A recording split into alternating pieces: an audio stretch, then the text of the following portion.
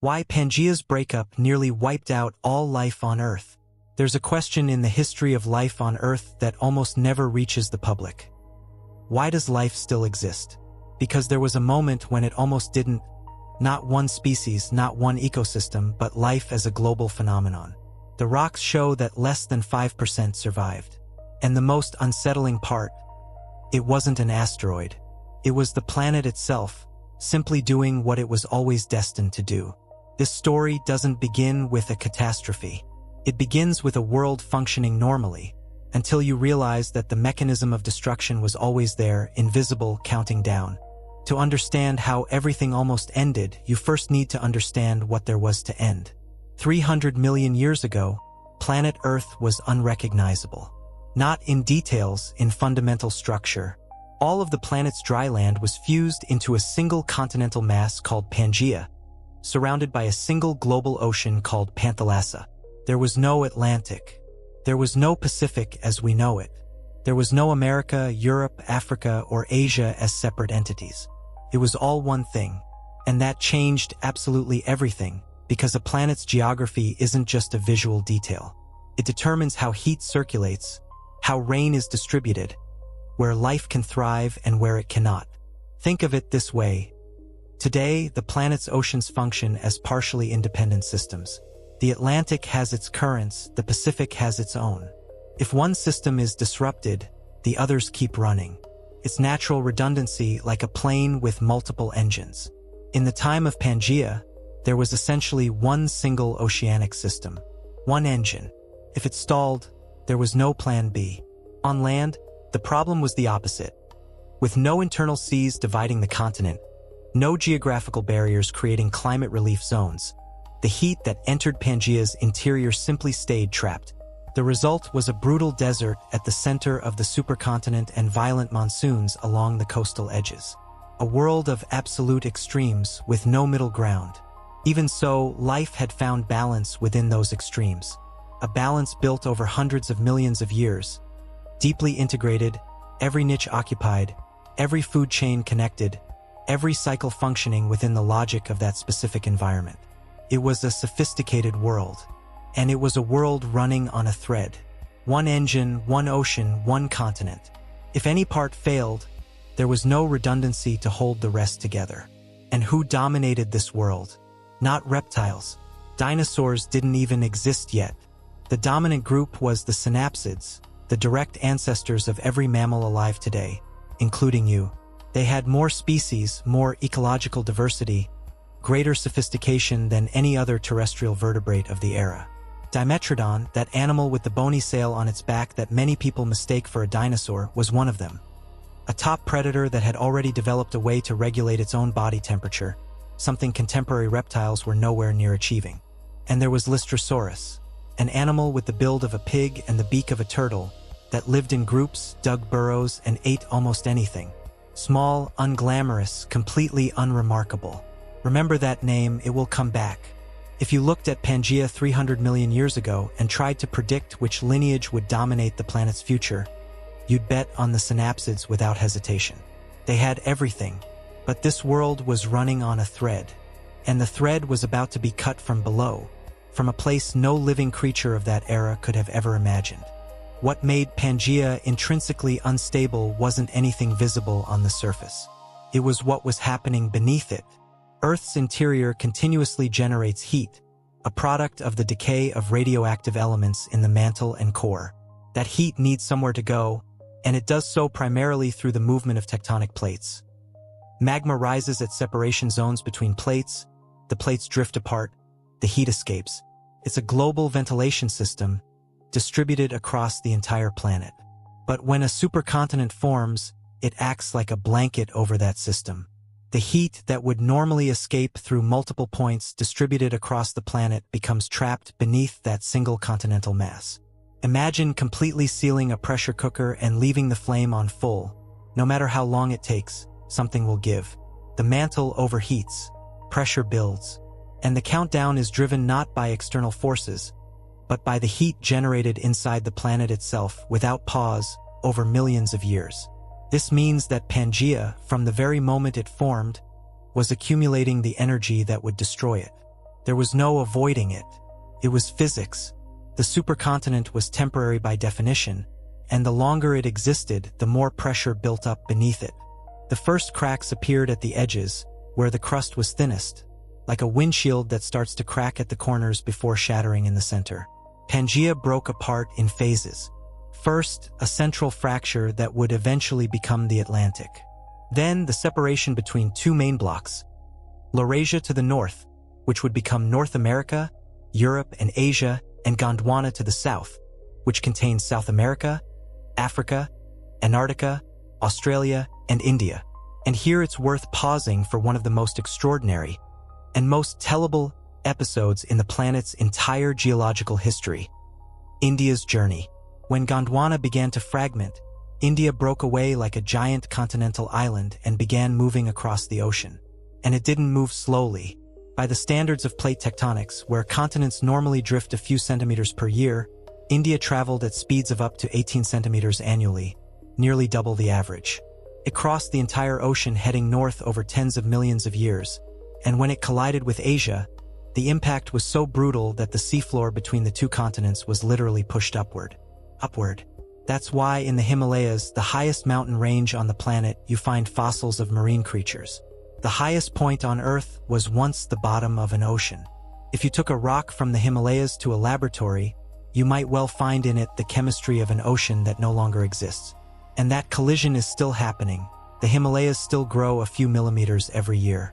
But all of that drift, the continents taking shape, the Himalayas rising, is a story of what came after. Before any significant drift, while Pangea's first fractures were still opening, the heat that had been trapped beneath the supercontinent for millions of years found a way out. And the place where it found that way out was the worst possible location. The pressure cooker finally opened. And it opened in Siberia. When the superheated mantle finally ruptured the Siberian crust, it didn't produce a volcano.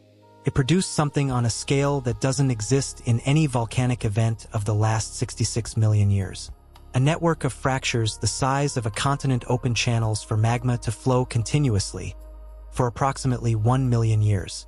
It wasn't a single eruption that lasted a million years. It was eruptions layering on top of each other, building a rock structure that covered an area equivalent to all of Europe with thicknesses of up to 3 kilometers. Geologists call this kind of structure a large igneous province. For a sense of scale, the 1883 eruption of Krakatoa was so violent that the sound was heard 5,000 kilometers away and altered the global climate for years. It released around 20 cubic kilometers of material. The Siberian Traps released an estimated 2 to 3 million cubic kilometers. That's not a difference of magnitude, it's a difference of category. Like comparing a spark to a forest fire. But the volume of lava, as immense as it was, wasn't the main problem. And here is the detail that changes everything, the one most narratives about this event never mention. The Siberian magma didn't just travel through virgin igneous rock. It passed through enormous sedimentary deposits that had accumulated in the subsoil over millions of years. Coal, limestone, rock salt, organic carbon. The magma didn't even need to reach those deposits directly. By radiating heat through the surrounding rocks, it cooked them from the inside out, like a microwave heating something sealed shut. And that underground combustion turned solid matter into gas. Billions of tons of carbon dioxide, methane, sulfur dioxide, and chlorine compounds were injected into the atmosphere. Not by the volcanoes themselves, but by the fuel that had been buried there for ages, waiting for a heat source powerful enough to ignite it. The volcanoes didn't burn the planet. They ignited a deposit that was already there. The atmosphere began to change. Imperceptibly at first, temperatures rising tenths of a degree per century, the composition of the air shifting by fractions no organism could detect. The synapsids dominating the continents felt nothing different. Lystrosaurus kept digging its burrows. The seasonal monsoons kept arriving on Pangea's coasts. But the trigger had been pulled. And every time it seemed the worst had already passed, something new collapsed. The carbon dioxide released by the Siberian Traps began accumulating in the atmosphere. The greenhouse effect intensified. Global temperatures began to rise. On its own, this wouldn't necessarily have been fatal. Earth had been through warmer periods before and life had adapted. But the warming didn't stay alone. It woke something that had been sleeping on the ocean floor for millions of years, completely invisible, completely silent. At the bottom of the oceans, in cold water under high pressure, there are structures called methane clathrates. The simplest way to understand what they are: imagine a cage made of ice that traps gas inside it. Billions of these ice cages on the seafloor, stable as long as the water stays cold enough. The gas trapped inside them, methane, has a warming power 28 times greater than CO2. 28 times. And those reserves had been stable for geological ages, until the ocean began to warm. When the heat caused by the volcanoes reached the deep layers of the ocean, those ice cages began to melt. Methane trapped for millions of years began to escape, and that methane warmed the atmosphere further, which warmed the oceans more, which melted more clathrates, which released more methane, a cycle that fed on its own effect, like holding a microphone up to a speaker and the feedback screech grows louder on its own, with no one needing to do anything. Except here, the screech took centuries to double in volume, and there was no one to unplug the system. Global temperatures rose between 10 and 15 degrees Celsius. The temperature difference between a full ice age and the current climate is 5 to 6 degrees. 10 to 15 is double that on a planet that was already hot. And that's when the oceans began to die. Warm water holds less dissolved oxygen than cold water. The same principle that makes a glass of soda lose its fizz faster when it's warm. As the oceans heated up, dissolved oxygen began to disappear. First in the deepest layers, then rising toward the surface. Vast regions of the ocean became anoxic, water that is still water, but for any living thing that needs to breathe, it's like a vacuum, no oxygen at all. And the dying didn't start with the great marine predators. It started with phytoplankton, microscopic organisms living at the ocean's surface that are responsible for roughly half of all the oxygen produced on the planet. More than all the world's forests combined. And they form the absolute foundation of every marine food chain. When phytoplankton collapsed, it was like pulling the foundation from a 100-story building. Marine herbivores were left without food. The predators that depended on them followed. Species after species, layer after layer, the ocean emptied of life, without explosions, without visible events, in silence, as the water suffocated everything inside it. 96% of all marine species went extinct. On the continents, sulfur dioxide from the eruptions combined with atmospheric moisture to form sulfuric acid. The rain falling on Pangea was acidic, enough to destroy leaves, corrode soil, and prevent plants from absorbing nutrients. The forests began to die, and there is a geological piece of evidence that documents this in a precise and deeply unsettling way, with a simple name: the coal gap. Coal is formed by the compression of plant matter over millions of years. In the rock layers before the extinction, coal is abundant, evidence of dense, productive forests. In the layers corresponding to the crisis period, the coal simply vanishes. For millions of years of geological record, the rocks are empty. It's as if someone erased the planet's forests with a rubber. The forests didn't decline. They ceased to exist. For the synapsids, the planet's dominant group, our ancestors, it was the end. The great herbivores starved. The predators that depended on them followed. Lineage after lineage erased, not by a visible enemy, not by disease, but by the systematic destruction of everything that sustained their existence. 70% of all terrestrial vertebrates went extinct. And every time it seemed impossible that things could get any worse, they did. Because when the oceans turned anoxic on a global scale, the bacteria that thrive without oxygen took over enormous volumes of water.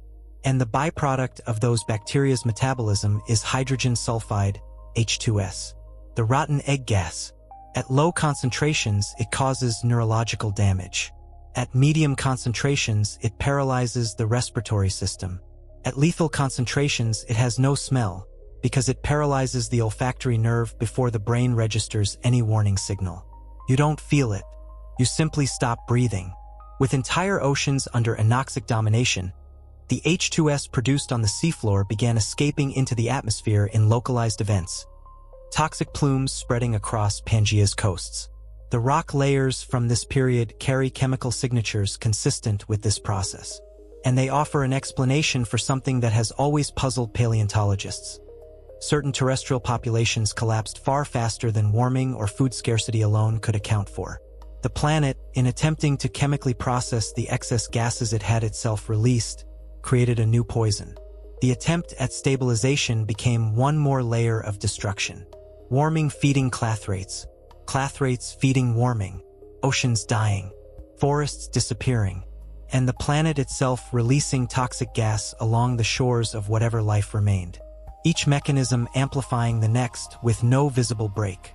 The planet that had sustained the most sophisticated world in the history of life up to that point was becoming inhospitable to nearly everything it had created. It should have gone completely wrong. The cascade was so systemic, so interlocking, that it seems almost impossible anything survived.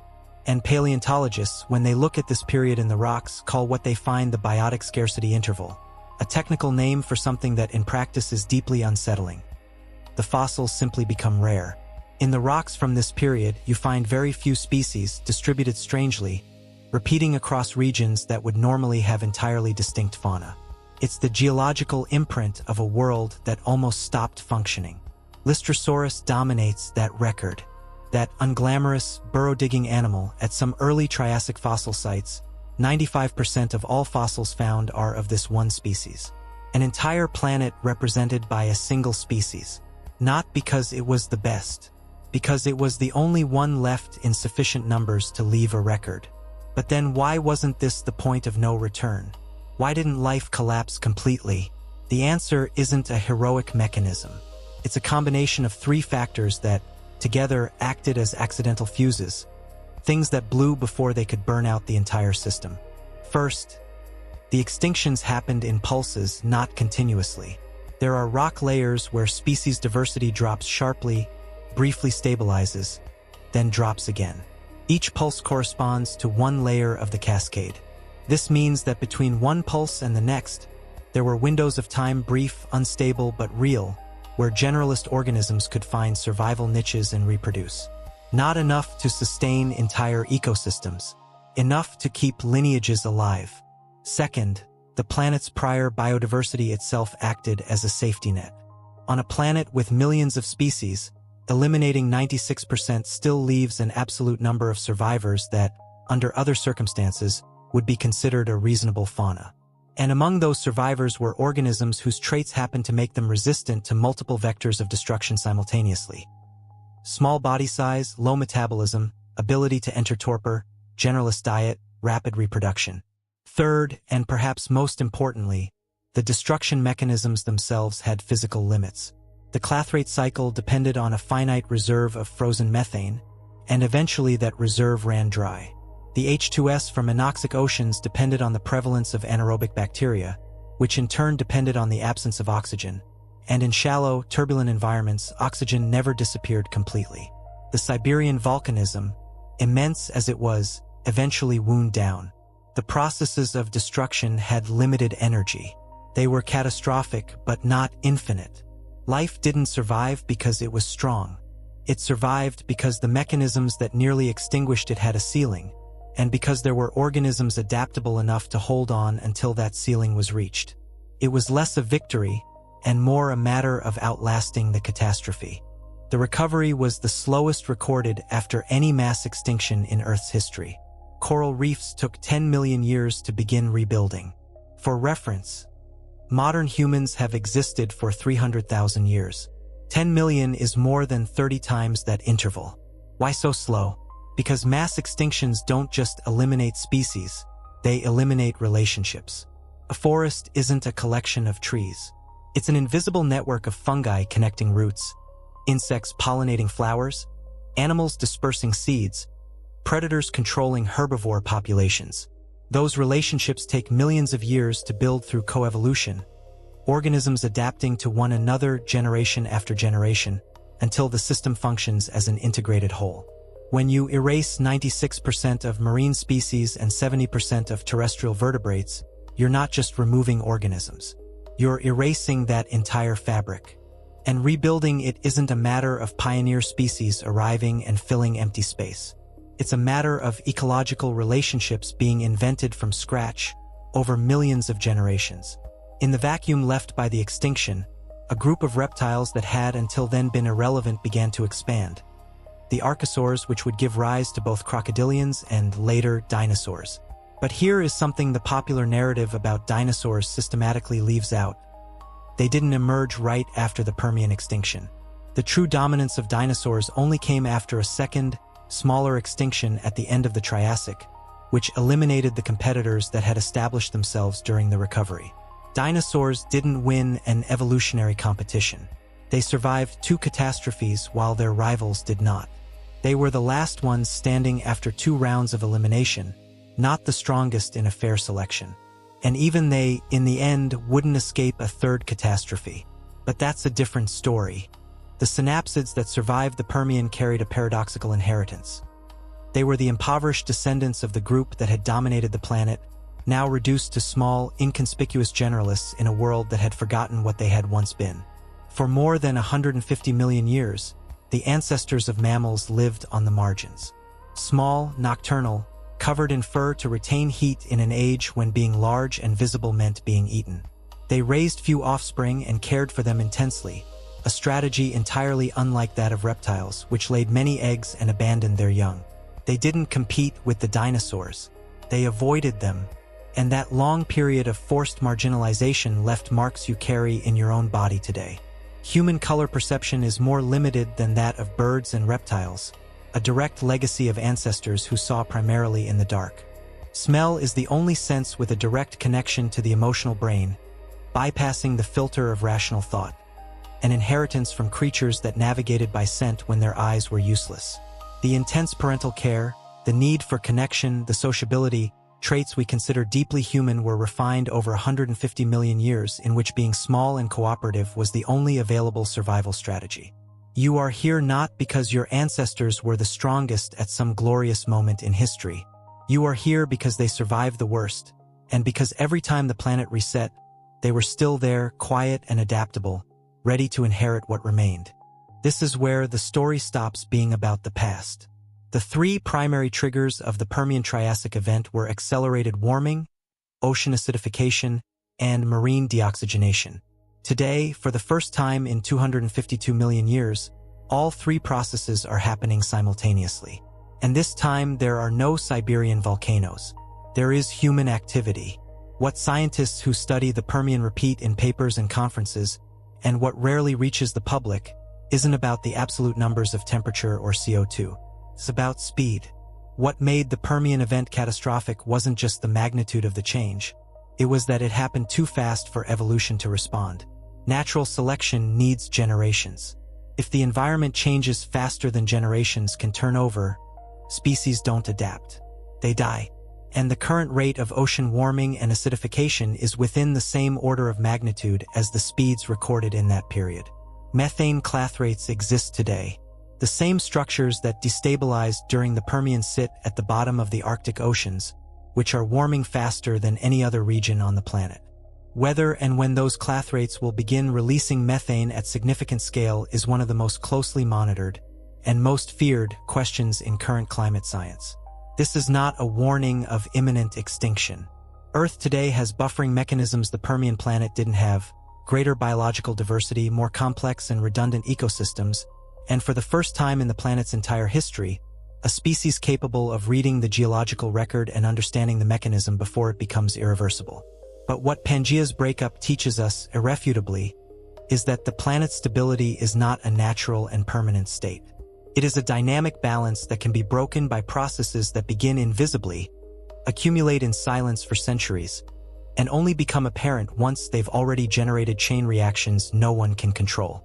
Life almost ended once, without the help of any intelligent species. Simply through the physics and chemistry of a planet following its course, with a trigger that was built into the structure of that world from the very beginning, waiting for the right conditions to fire.